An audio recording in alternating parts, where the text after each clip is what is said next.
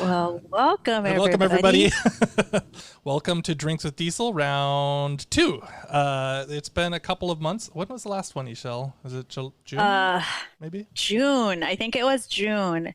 And the thing is, it's always on a Friday because we have to publish on Monday, which means we're tired. And right now, a lot of people went back to school, so Yes. you're extra tired. So thank you for joining. Thank you for going back to school, everybody. Is everybody distance teaching? Is everybody's online right now? I assume nobody's going into the classroom in this group right now. So, wow, what a world. Okay, so we're gonna get into it, you guys. Let's get started. We're gonna shorten our round robin introductions, and then we'll do a second round of like letting people share in the middle. So what we're gonna do this time is we're just gonna go quickly. We're gonna go who you are, where you teach, and then what you are drinking, and then no other questions this time around. So let's give it a round. I'll call people out because we recognized last time that round robin is not actually round for all of us, and some of you are in different positions depending on how you logged in.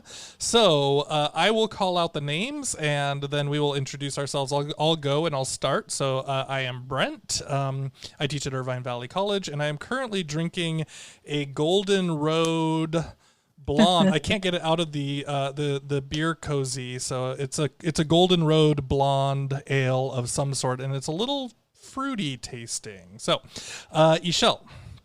Oh, I am Ixchell. Wait, are we saying where we teach? I forgot. Yeah, that's what I put in the chat. Oh, okay. What did you put in the chat? It's Friday, guys. I teach in Texas, and I am drinking a ginger peach sparkling water because last time I had water and I felt bad that I didn't actually have something. So sparkling water is like you're like tearing up. So by 2021 you'll be ready to have a drink. I ran almost 5 miles. I can't have alcohol today, so I'll sleep. Is that a thing for runners? Like you run and then you can't have alcohol? I would think it's the other way around. No, I would want it, but I would go to sleep. Oh, in the middle of recording. Maybe that's not from running. Yeah, in the middle of recording. That would be a problem. Okay. All right. Next in line is Brian. I am Brian. Hi, Brian. I teach the same place Ixchell teaches in Texas. And I'm drinking milk tea from the Japanese grocery store. Oh, nice. Cool. All right. Welcome, Brian. Next is Mark. Hi, I'm Mark. Hi, Mark. Hi, Mark. How are you? I teach at Southern Utah University, which is in Southern Utah, not someplace surprising like Northern North Dakota or something. And I'm teaching at the IEP and then teaching linguistics for the first time to actual undergrads in the fall. But I am actually having to go into campus at least for the first 2 weeks until they cancel everything. Linguistics is a new shift for you, although if anybody follows your blog, you definitely talk about that stuff quite a bit. So cool. Congratulations. That's a good gig then. And I'll look forward to hearing a little bit more about that later. But let's go down the line. Next is Michelle. Hi, I'm Michelle, and I live in San Antonio. And I teach at the same school as Ixchell and Brian. And I was drinking water, but it's gone. All right. Okay. Daya. Wait, did Mark share what he was drinking? Oh, no, Mark did not share. Mark, are you a non-drinker? Try again. It's that Utah lifestyle. Okay. That's okay. Brent is double fisting for you, Mark. Again. That's true. I have to make up for it. Okay. Who is next? Daya. Me. Yeah. Hi, I'm Daya Mudra. I teach at City College of San Francisco. I'm teaching one fully online class and one remote class. And we're also doing something new. We've got a learning center online now, so I'm doing tutoring online, which is kind of a new thing. And I am drinking Angry Orchard organic cider, my favorite. I love Angry Orchard so much. Denise, you are up next. I'm up. I'm Denise. I teach at Miramar College in sunny San Diego. And I'm also this semester teaching graduate students, TESOL students at the University of San Diego, also online. Cool. And I have a class on teaching with technology. So I'm super excited. Starts next Friday. Jeez. And I'm drinking a can of rosé bubbles from, it says Oregon Grown Underwood. Oh, all right. Just one can, Brent. For now. Okay. You know me too well. All right. And Simone. Hey, I'm Simone, and I teach international and resident students at Edmonds College, and I'm drinking some Pinot Grigio. Awesome. Yeah. Welcome, everybody. So we are excited to have you here today. And again, well, it sounds like some of you are going overboard on teaching extra classes and things like that too. So keep it up. Stay well. Stay hydrated. And let's move into our first round. So today we are shifting our game up a little bit, and we are going to do a quizzes, and we're going to be using. For those of you who go back to your grad school days, and you might remember studying from Swan and Smith's Learner English. And so this time the game is making choices based on Learner English. So what's going to happen is you're going to be provided with a sentence that represents a typical problem in English from another language, right? So we'll be listening. You're going to be reading this, actually. It's not going to make for the best radio, so we'll have to we're going to cut and rearrange this to talk about it later. So while you're playing the game, that part will not be played on the show. But basically what's going to happen is you're going to see the two sentences. So the top sentence is going to be the problem sentence, right? The sentence that is not correct in English. And then a sentence below it in brackets is what it's meant to be in English, or the closest equivalent that it's meant to be in English. And so then what your job is in the game is you are going to try to guess which languages speakers would be most likely to make the mistake. So you will get 4 different languages, your A, B, C, and D, and you're going to say, hey, I think that this problem comes from a Portuguese speaker, or I think this problem comes from an Italian speaker, or whatever that is. Did I explain that fairly clearly? Anybody have any questions? Fairly. Cool. Fairly good enough. We'll see how it goes. Error, some kind of error, and you have to identify which area that error is more likely to have appear, or what kind of speaker, where your speaker is from. Correct. Okay. Once you see it, I think it'll make a little bit more sense. And then yes, and so answers are going to be via quizzes, right, Brent? Yes. So I'm going to share this right now. Anybody who has not used quizzes before, you can see my 100 tabs open here. I haven't. Okay, Oh, so good. so a few people haven't used quizzes. Awesome, you get to try something new today. Okay. So they're going to access this by mobile device or browser. Or any. Whichever you like. So you can use your mobile device. You can use your browser right here. You go to joinmyquiz.com, and the code number is 492008. Oh. It's like Kahoot, but not Kahoot. It's like Kahoot, but like maybe on steroids a little bit. Yeah, there's like a variation on Kahoot. And so we'll talk about how this works specifically. I'm excited to be on this end of the Kahoot, as so to speak. Yes. Wait, do I get to play? You can play. You haven't looked at these questions? I haven't looked at the answers. You shall jump on in. Yes, because I've actually, I've only watched people play. I want to play. Yeah, play. Get in. Quizzes. So that means I'm waiting for 2 more people. We got. Yeah, I'm coming. We got a couple more people. Sorry, I'm slower than you. Join it. Oh, no problem. I can also put and the we link. do have a prize. Oh yeah, which prize do we want to give? We are very well prepared. We usually give away a pin the first round. Pin? Yep. Do you want to explain the pin? Yes. So we are going to be giving a premium DIESOL pin. If you haven't gotten one of these, if you've gotten one, a couple people maybe have gotten one, but if you haven't gotten one, we will mail you one of these premium enamel DIESOL pins, and we are never going to remake these again. So make sure that when you win it, you put it in a glass case. All right. Okay, so everybody's here. So what's going to happen? We're going to get started, and this is a little different than Kahoot because quizzes is self-paced, so you get to take your time. However, at the same time, the questions do check how long it takes you to get through the answers. So you're still racing, but you don't do it at the exact same moment as everybody else. And so if your Wi-Fi connection is not as strong or whatever else is going on, all of those excuses that your students like to give you with problems with Kahoot, it's individually based on when it loads up on their screen. So we'll give it a try and see how we do.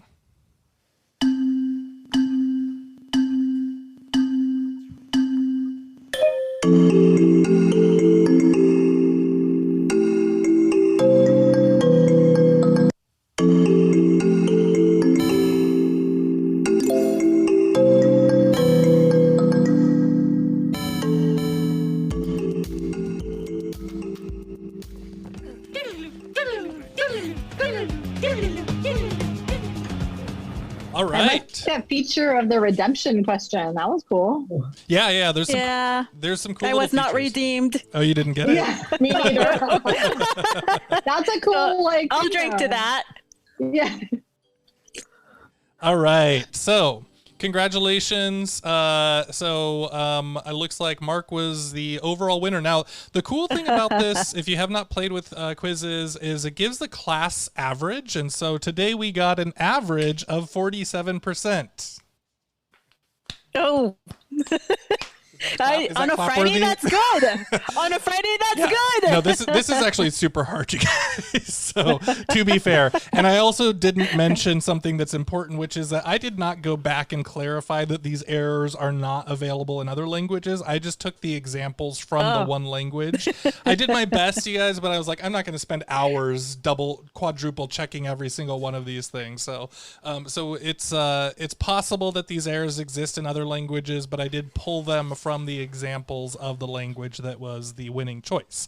So here we go. Congratulations, you guys. Now, it says that the toughest question was question number 9, but what we're going to do is we're going to look through these questions and see kind of what the story behind them is. So the first one is I'm absolutely tired, and that was versus I'm very tired. Now, for this one, this came from Japanese, according to the book, and according to the example from inside of the book, which is that Japanese does not distinguish between gradable and non-gradable adjectives. So students may use adverbs of degree and emphasis inappropriately. I thought that was pretty, an interesting thing to look at there. I tried to choose other languages that I didn't think had those. So Dutch and Farsi, I don't know, I didn't check them all, but Japanese was the answer in this one. So you will definitely hear students say something like this. Okay. Next one. And if you guys have comments or your own experiences with students saying things like these too, please feel free to shout out and let us know. Mark. A much more common version of that is it's very delicious. Yes. Right. Delicious is usually ungradable in English, but gradable in Japanese.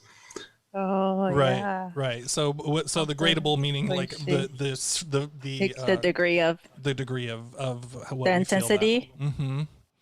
Excellent. Yeah. So next one is I told her I would a coffee, and the correct meaning is I told her I want a coffee.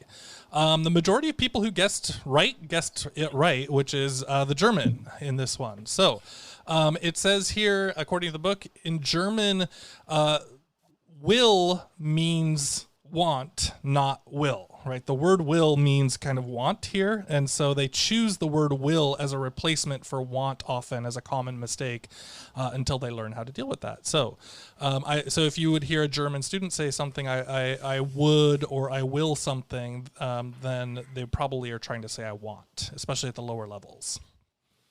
Okay, moving forward. To wipe your feet, please, equals wipe your feet, please. So this one, in French, the infinitive is often used as an imperative form. So the infinitive is often used as an imperative, which is, something that we. Oops, sorry guys, someone's jumping in. Let me get my JPB. Oh, there we go. I never knew that. I speak French, but I've never known that to be true. Oh, see, and here we go. This is where we deal with the realities of these things. So, are these Cambridge books? Are they accurate? Can we trust in them, or are they just saying something that we're never going to check for ourselves? So, according to this. Hi, Justin. How are you? Welcome in. So, according to this, we are. That's what it said. It said in written French, maybe not in spoken, but it said in written French, the infinitive is often used as an imperative form. If you want a citation, I'll give it to you later, but I didn't make these things up. I think we can live without citations on Friday. Hey, who knew? I'm good. All right. Next one. That is my aunt over there. Have you met him? And it's, meaning to say, have you met her?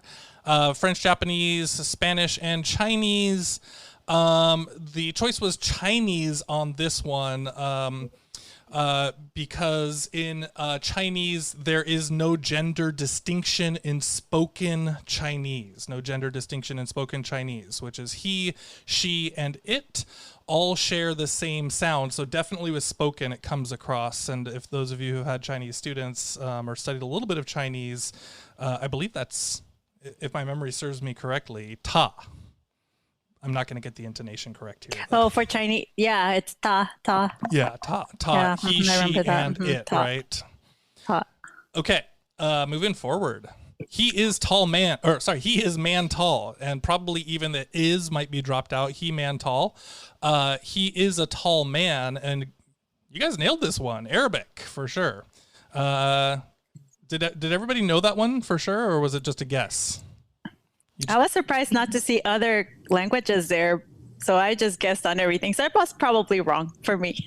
I tried to put in the other language choices that might, kind of get us to where we're going, but it's probably not that language, so you can do elimination game. But anyways, in Arabic, adjectives go after nouns in Arabic, so that's kind of the language thing that you might find there.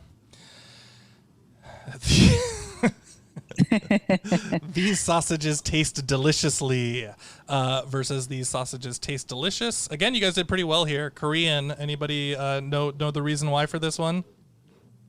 This one was interesting to me. I didn't know this.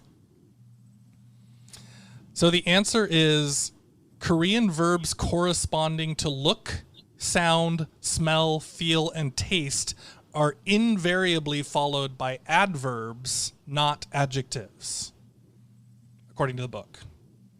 I thought that was interesting. Interesting. Yeah. I mean, it sounds kind of like a more literal way for us than what we do in English. And when you think about it, right? Because when you think about, we always modify a verb with an adverb. And then we just don't do that a lot of the time. Correct. Yeah, with these what do you call them? Linking verbs. That are linking verbs. Yeah. So there we go.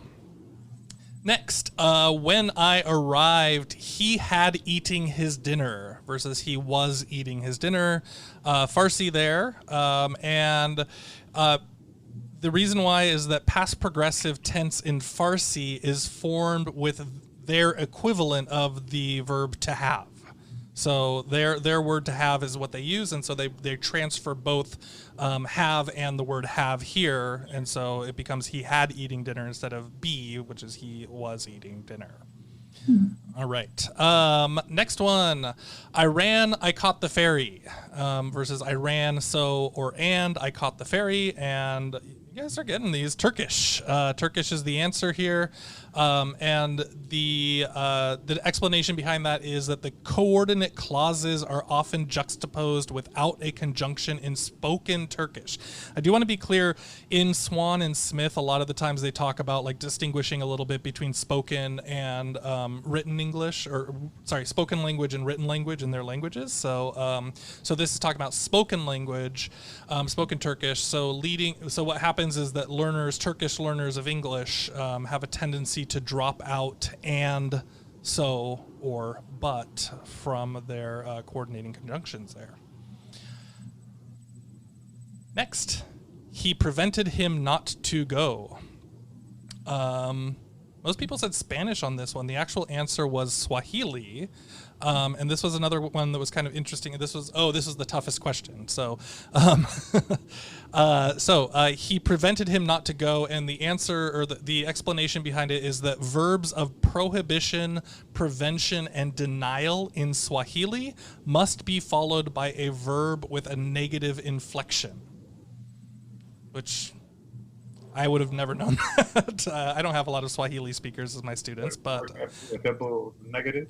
In Spanish I could see something like that. I thought definitely in Spanish you could do it. Oh, my mom can do sometimes, like, she does a double negative. I don't know if it's the same error or the same reason why. Okay, but. Well, Ixchell is a Spanish speaker, and if you're one of the people who chose Spanish, then I think everybody else can feel a little safer about that as well. All right, and the last one is how he is clever. How he is clever, and it should be he is clever. And the answer was Portuguese. I didn't double check it against German, but Portuguese. And the explanation for it is that the declarative word order is used in exclamations with como, and como means how, right? Como, yeah, how, so, like in Spanish. So they always have, in declarative word order, they always have como, and so it comes across into English with how as well. All right, so that is your round of quizzes using the Swan and Smith. If you guys are interested, you can play this round again. So was it Mark that one? Mark was the winner. Yeah, congratulations, Mark. 6,350. And Brian was second. And Brian second. Congratulations. So stay here for a moment, Brent. For those of you who haven't used quizzes before, if you wanted, you could project this and do it as a review, and then you would have control over the board, and you could do it with the class, and they just tell you where to choose or where to click, and you click and it'll tell you. So you could actually try it out that way. Yeah, you can look at the questions here individually and bring them up and see kind of what the time for it was. There's a lot of fun things that you can do with it. In fact, there's a lot of really great things, and then you can do leaderboards. Also, notice that while we were playing, we could see everybody as they're answering questions, but if you have a larger class and you don't want to do the like showing, like sometimes students get embarrassed for being at the bottom of the list or something like that. There's an option in there to just show the top 5. And so only kind of the leaders of the leaderboard would show up, and then other people kind of pop in and out depending on how they're going. So, so if you're kind of dealing with some of the, the social emotional things that you're wanting to make sure your students feel comfortable and not shamed for any of that, there's options already built into here for that as well. And yeah, you guys noticed the little power-ups. If you can also, I think if you do share it as an assignment, you can decide whether not to have power-ups and what power-ups to have. So you can have that redemption question, you could have eliminate the answer, you could have there's a bunch of stuff on there, so it gives you other options to give them that chance to try again, and it'll ask them the questions that they missed, so you could have that too, which is cool, which I like. One thing that I also like to do then at the very end is that I can give the same assignment back to them as homework afterwards. So if you do it as an introduction, go, hey, let's play through this. You don't have to get great answers. We're just getting ourselves warmed up. And then you can self-pace as homework later to review and go through all of these things. And then they want to challenge themselves. Also, this thing here, if you listened to our the episode where we talked with John Carippo in Fast and or about the Edge protocols, one of the things is the Fast and the Curious, and this is what he uses because the class accuracy, when we saw that we all got set 47%, what'll happen is like you ask the class, you say, hey, are you guys happy with that? And they go, No, we're not happy with being 47%. And so then they play the game again, and they have opportunities to get better and better at it each time. So if you're doing things like vocabulary, that can be really, it can have them have a lot of access to repeating and going through those, as many times as they need to. So that's it. Good job, you guys. Congratulations on working through that. We are going to shift over to just a little bit of chat and share. So where did my show notes go? It's our kind of intermission where we're gonna take time to share a couple of things. So we did introductions at the beginning, and now we're just gonna talk. We're just gonna share what's one thing that you learned from the last few months of teleteaching or distance teaching, and maybe a tip that you have, just your one tip, whatever it is. It doesn't have to be tech, and just share it with the group. And then we're going to move on to one more game. Brent, do you want me to call out names? Yeah, you call. And also, if you just joined us, you can introduce yourself so that the rest of us know, and tell us where you are, what time zone, because we have all time zones here. I don't think we talked about it. So I'll call you out because everybody's on in different orders. So the first person is Brian. Brian, what is one thing you've learned during teleworking, or a tip that you have for our audience or other teachers? Well, I'm not good at this kind of thing. I have learned just about everything I know since teleworking. Involved with teleworking. Google everything. I had a Gmail before, but that's it. Now I know Google everything. Google everything. That is a pretty good answer, actually. Yeah, that's a pretty good answer. I just learned the quiz is fun. I've never seen it before. All right, next is Michelle. I would concur with Brian about Google. I used Google Gmail, but now I'm using so many different things. But one of the things I've learned is that you have to slow down your pace a little bit when you're online, and maybe not try to attempt as much, because you just can't go as quickly. Mm-hmm. Yep, we're all learning that. JPB, you are next. Hi. A couple of things I've learned. As much as I don't particularly like the current position, I've learned a couple of things that are very important, which is mostly how to type while holding an infant, which is something I didn't know before. Absolutely key. Yeah. Yeah. So learned, how to hold him when he's fussing, but I have to type, or how to position him in the way that it's easiest for him to fall asleep if he's tired, and then keep working with one hand at that point. But, I came here at this time because I was on the floor with him as he fell asleep. Have you learned how to type with one hand, JPB? Yeah, I do a lot of that. Right now I have my hands, but with a lot of one hand typing. That's actually a skill I want to learn, right? The more efficient one-handed typing. That's awesome. And JPB's in New York. Yeah. Yep. And if you guys haven't listened to the episode that we did with him, I believe it's episode 19, 20. I'll have to check. We'll put it in the notes that we send out, but you've got to check it out. The baby's asleep. I can't go wake him up for you. It takes him it's hard to get him down. Once he's down, he'll sleep.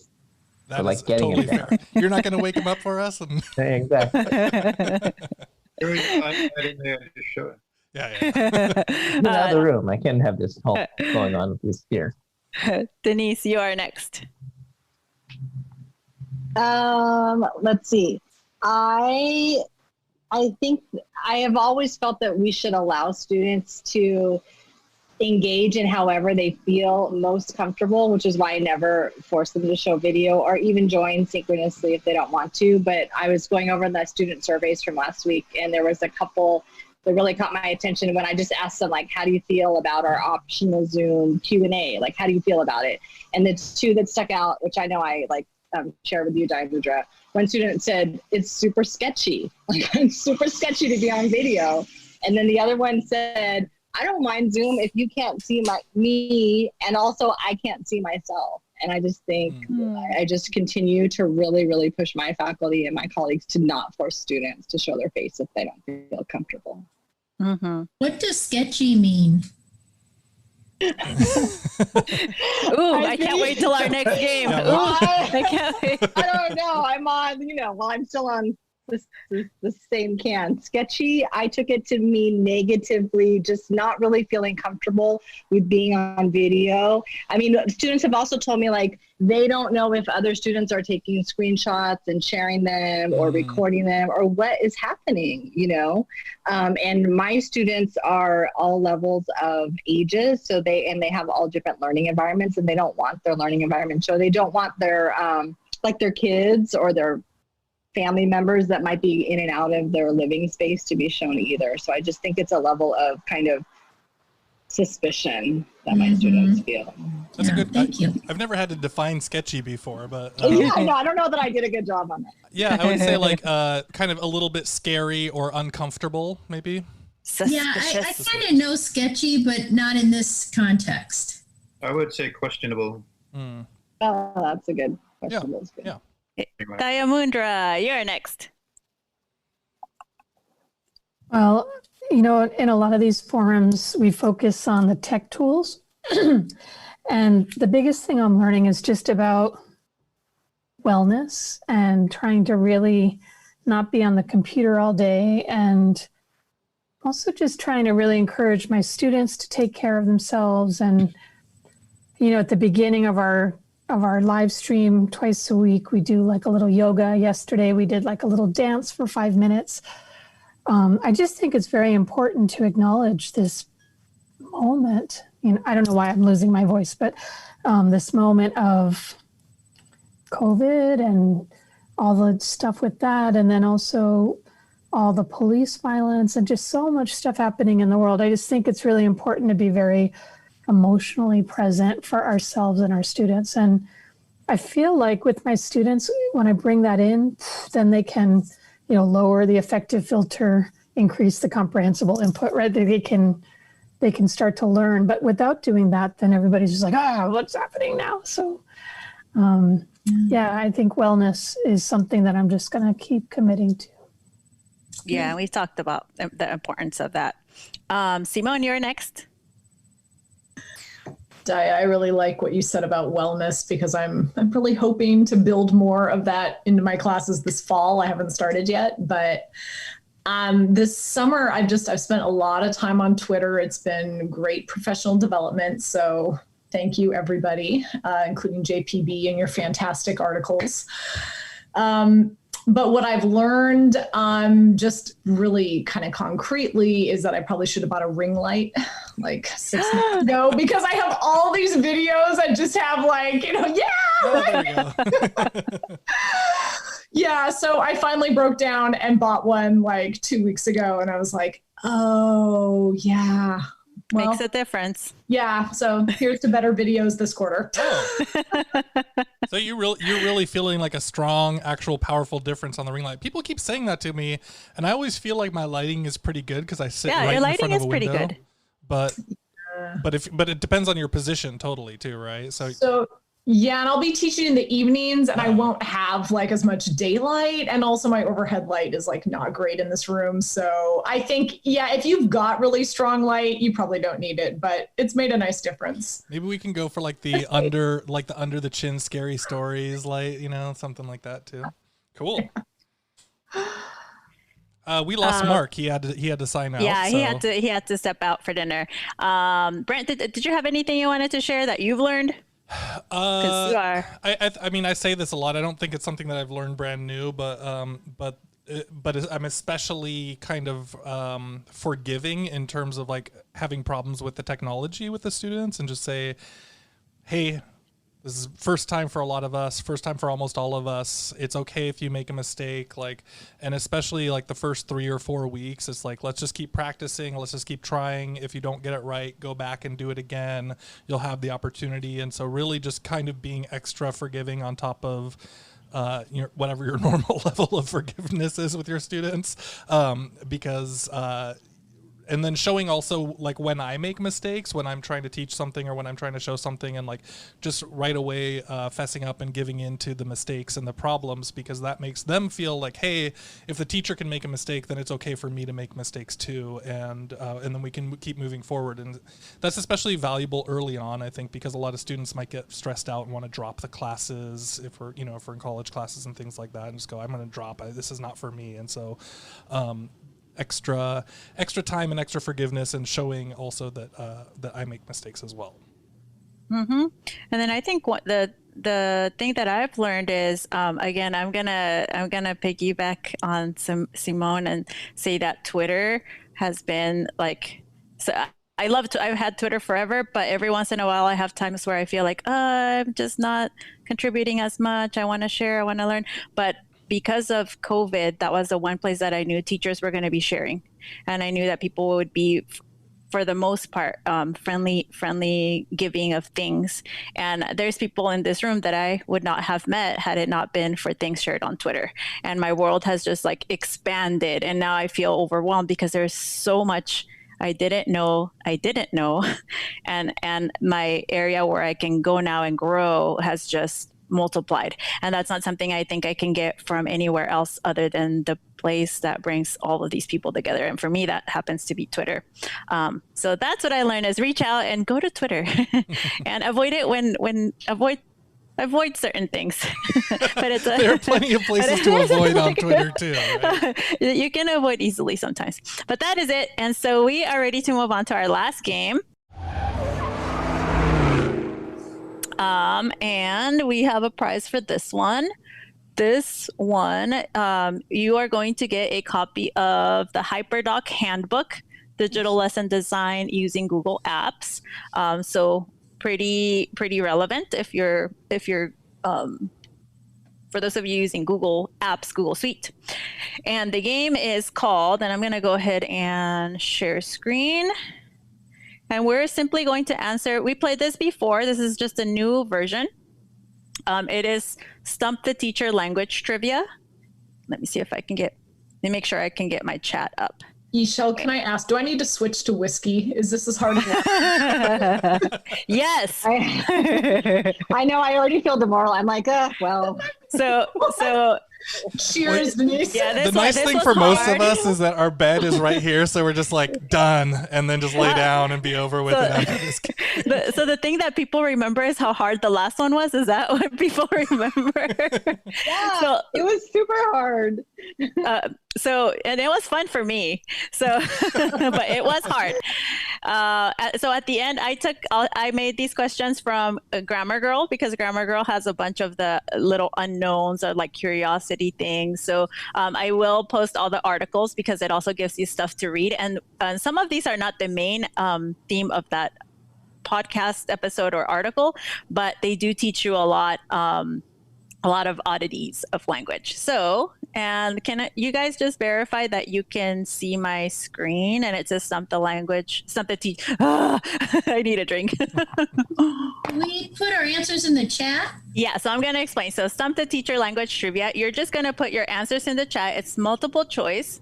And all you're going to do, and the way we're going to keep track, is whoever types in the correct answer first is the winner, gets the point. Oh. And Brent's going to help me tally those. Oh, wow. Okay, hold on.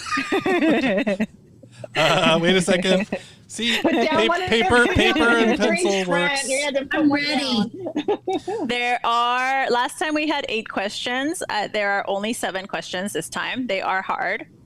And I will give you the answer after, but not the full explanation. So that's for you to read the article. Most articles are between 2 minutes, 3 minutes, and then there might be a podcast component to it, but you will have access to it. So let me know when, Brent.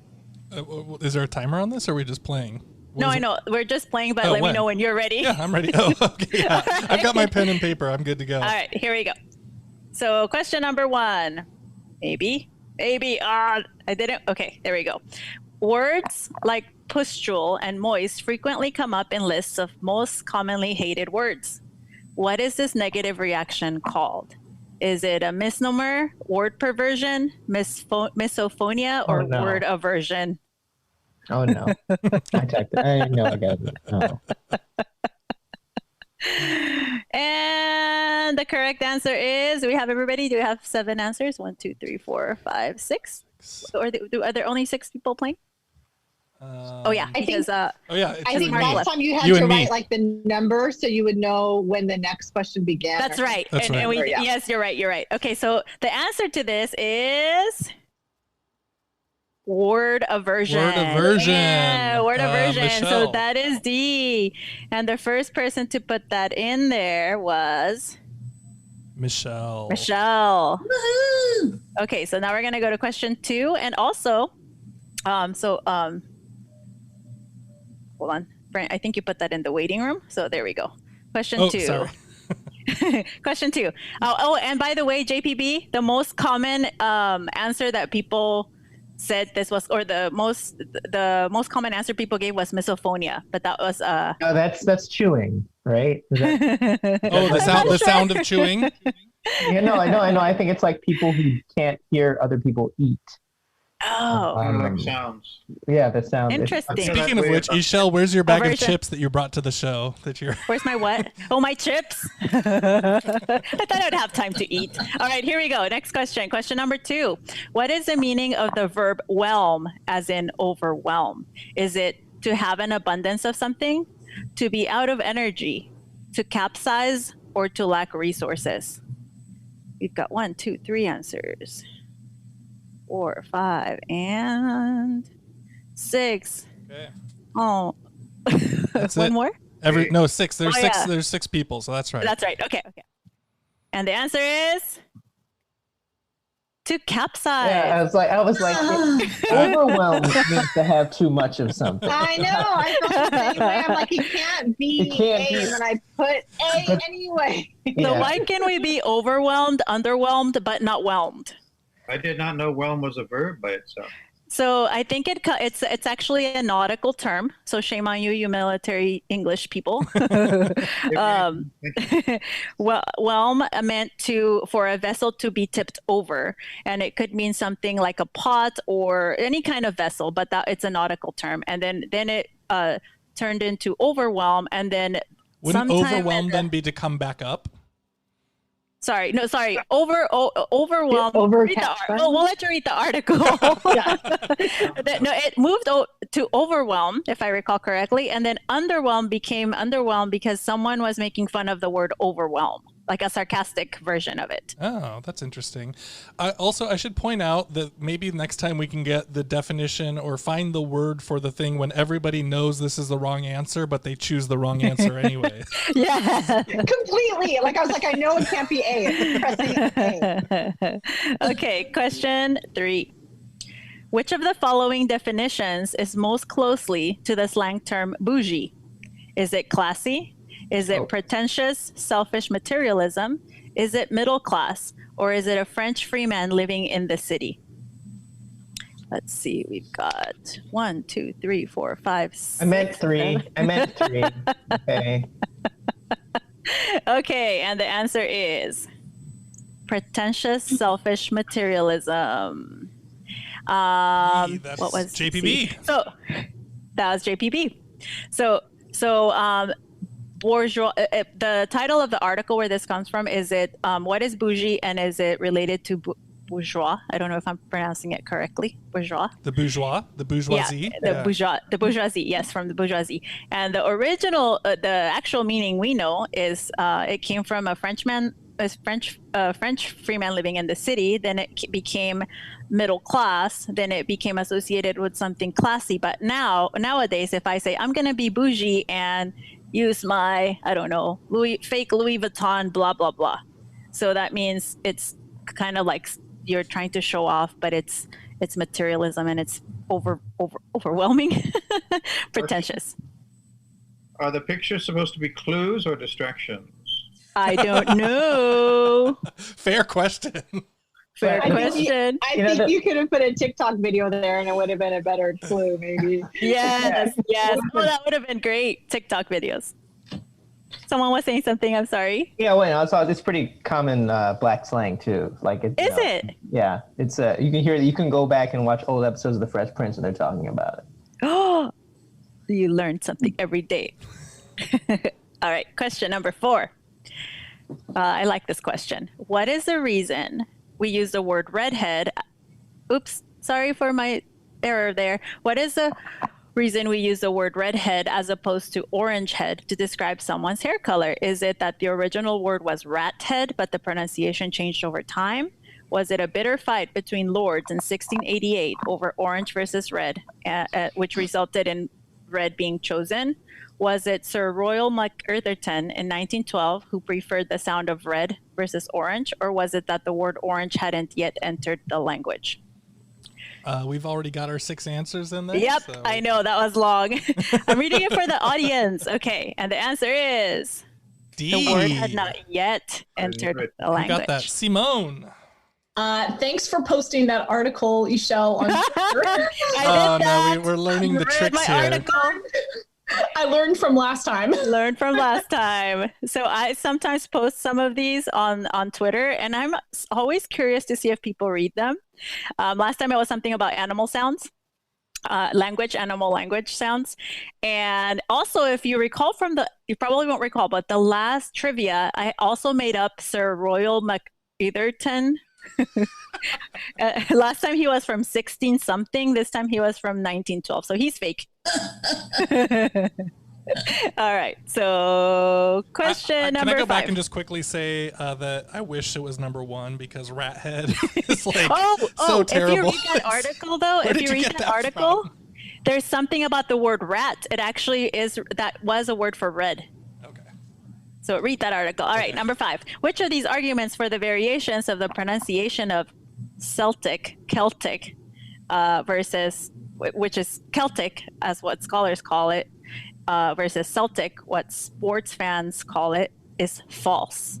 Should I read or should I let? I think you should read this for the listeners. Okay, for the listeners. Which one is false? Which one is false? So so these are arguments, okay? The pronunciation for Celtic. Whoops, I've got a lot of errors here, guys, because I was moving around my answers. The pronunciation for Celtic comes from the Greek Keltoi. I don't know if I'm pronouncing that correctly. The word came to English in the 1700s to refer to certain peoples of the British Isles from the French word Celtique. Was it that the introduction of the K sound is a linguistic change started by scholars, or was it an actual and unfortunate mispronunciation by a French linguist? Which one of these is false, right? According to Grammar Girl, the one that is false. Yeah, I actually made that one up. The other ones are all arguments for what? False. Yeah. No. So the only person who got that was JPB. JPB. All right. Oh, JPB.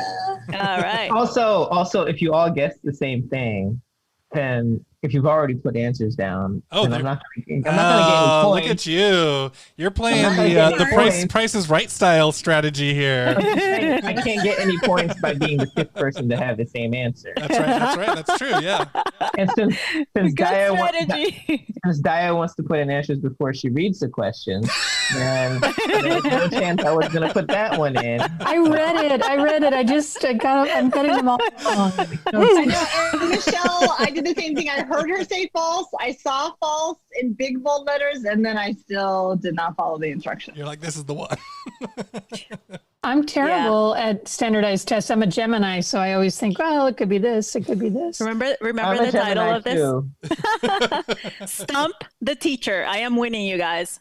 2 questions left. Okay. You're doing pretty well, Isha. I am winning. Did I win the last time? I think you guys got 50%.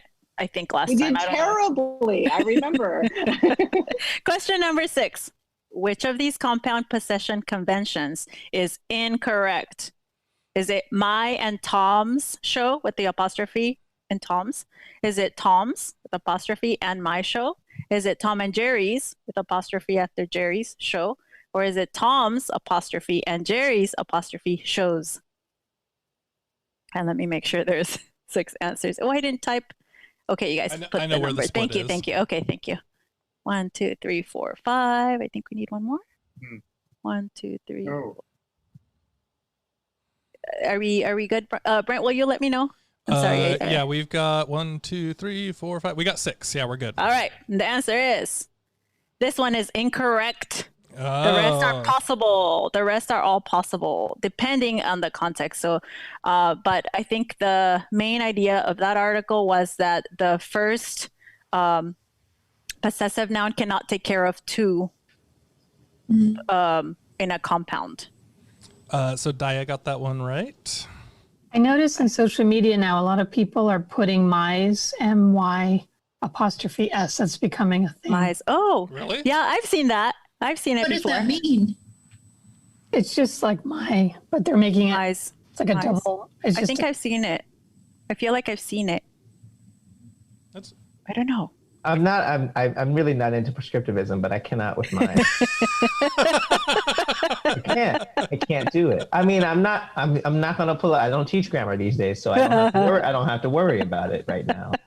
But I'd be struggling not to reach for the pen on that one. I hear it more like in social media and kind of like on the street, like it's a thing people are using. The kids are using it. Hanging out on the street. The young kids. Hanging out on the Verbally, street right? corner.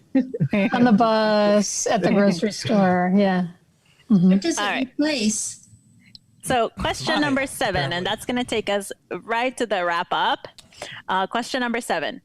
In a recent Grammar Girl poll, which of these terms was the most popular choice to describe days that seem to mesh into each other due to teleworking, where you don't know what day it is? Is it someday? Is it Wednesday with WH? Is it Blur's Day, or is it Blends Day? We've already got our 6 answers in here. I like all of those answers. And the answer is Blur's Day. All right. A second close was Wednesday. That was people. Brian. I think you used that at work, Ixchell. I did. I remember you saying that. What? You're I dropping did. hints all month long. And I'm into the quiz, and those of us that don't work with you can't get that. That is a little So unfair. our winner is, or who got the answer here? So C, the first C that was Brian. Yeah, congratulations. I got one. Yay. I think we need prizes for the biggest loser. You know what? You guys said that last time. I might actually. I might give a gag prize when the next one. But So our winner for this game, for our last game is JPB. Oh, JPB. JPB You're got getting 2. a copy of I Hyperdog. did get two. Congratulations. Wait, can I ask who got all of them wrong? Well, not wrong, but there is one person who did not win anything. It's not to say they didn't get them all right. Let's not shame people, you know. I'm pretty sure it's me. I think it's me. The real reason there's only 7 and not 8 is because dang, those last 3 questions were so hard. And now, coming up with distractors and answers, it's just hard. Those of you who develop tests, and I was like, oh man, okay, 7. All right, and that ends the game. Brent? That's it. We're at 6 o'clock, so we are not going to do fun finds today, I don't think. I think we'll just let them go. You guys can go find your own fun things because we're out of time and we want to let everybody enjoy their evening. Yeah, and then only one other thing, that if you're attended today, you will get a Drinks with DIESOL sticker. So we do have, I think there's a form. I think some of you already got one. I put mine on is there a form somewhere? Yeah, I got one. Let me if you drop it in the attended chat. before, we've got your info. And if you have not, well, either you put it in the chat. It's in the chat. It's in the chat. We may already have your info, but if I think it's Brian and Michelle whose info we'll need, so that we can mail that to you and mail off prizes. But other than that, congratulations. Congratulations. Thank you for coming to another episode of Drinks with DIESOL. We hope you had a good time. We're trying to keep it short and fun and light for everybody. It is a stepping into a new semester and everybody's everything. So we hope you are keeping your sanity about you. Ixchell, do you have any final words? Parting words. If you're not on Twitter, join Twitter. Follow all the people that are here. You have a great group of other instructors. Sorry, it's Friday. Instructors who can share, instructors and scholars who will share a lot of stuff with you. So find us on Twitter. You can find them on Twitter. We'll post their stuff. Thank you guys. I don't know how you find the time, but I just want to say it's super important what you're doing. And I share every single episode with my colleagues and my faculty, and it's really important. And I can't imagine how much work it is. So we really, really, in our community, ESOL community, appreciate you guys. Thank you. Here. Absolutely. Thank you so much. Thank you for stopping. Yeah, thank you for stopping by, everybody. Really appreciate it. Yeah. We'll see you on the internets. Have a good weekend, everybody. Thank you so much. Take care.